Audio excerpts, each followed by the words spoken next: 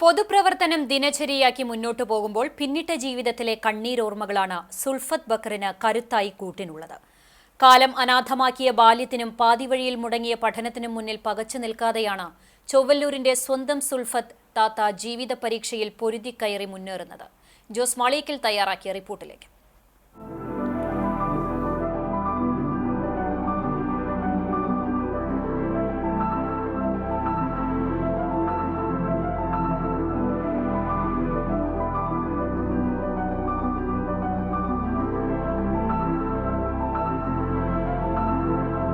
തൃശൂർ കണ്ണൻകുളങ്ങരയിലായിരുന്നു സുൽഫത്തിന്റെ കുടുംബം.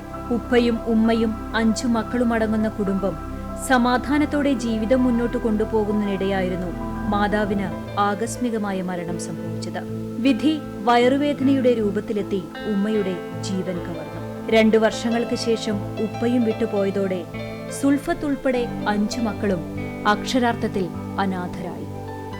ഏറ്റെടുക്കാൻ ആരുമില്ലാത്ത സമയത്താണ് ചൊവ്വല്ലൂരിൽ താമസിക്കുന്ന കുഞ്ഞുപ്പ സുൽഫത്ത് ഉൾപ്പെടെ 3 പെൺകുട്ടികളെ ഏറ്റെടുത്ത് ചൊവ്വല്ലൂരിലേക്ക് കൊണ്ടുവന്നത്. ചൊവ്വല്ലൂർ എന്ന് പറയുന്നത് ഒരു മിനി ഗൾഫാണ്. അവിടെ ഓരോ വീട്ടിലും വിഷമം കൂടാണ്ട് എനിക്കവിടെ നിൽക്കുക എന്നുണ്ടെങ്കിൽ 3 പെൺകുട്ടികളുടെ കൂടെ പോരെന്ന് പോകുന്നു.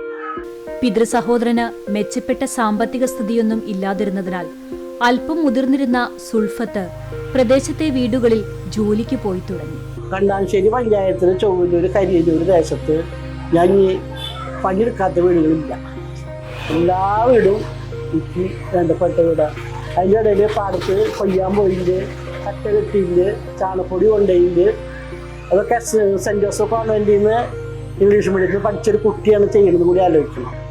18 വയസ്സിനുള്ളിൽ പലയിടങ്ങളിൽ നിന്നും വിവാഹാലോചനകൾ വന്നുവെങ്കിലും സ്ത്രീധനം കൊടുക്കാനില്ലാത്തതിനാൽ എല്ലാം മുടങ്ങിപ്പോയി.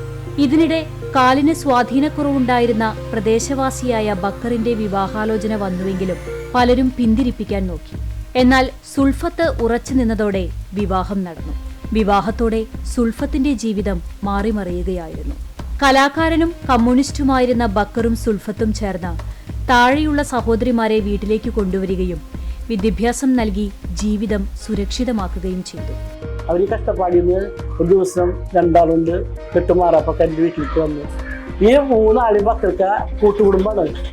ഞങ്ങൾ സംരക്ഷിച്ച് അങ്ങനെ ഒരിക്കലും മറക്കാൻ പറ്റില്ല. ഞങ്ങൾ 3 പെൺകുട്ടികളും ബക്കർക്ക് സംരക്ഷിച്ചു. ബക്കർക്കാരുടെ കുടുംബക്കാരും ജ്യേഷ്ഠനായാലും അനിയനായാലും അവരൊരുമിച്ച് എത്തി മക്കൾ എന്ന നിലക്ക് അവർ വീട്ടിൽ താമസിച്ച് ആ 3 സെന്റ് സ്ഥലം വിറ്റിട്ട് അടുത്തൊരു വീട് വെച്ച് അവരൊന്ന് താമസിച്ചു.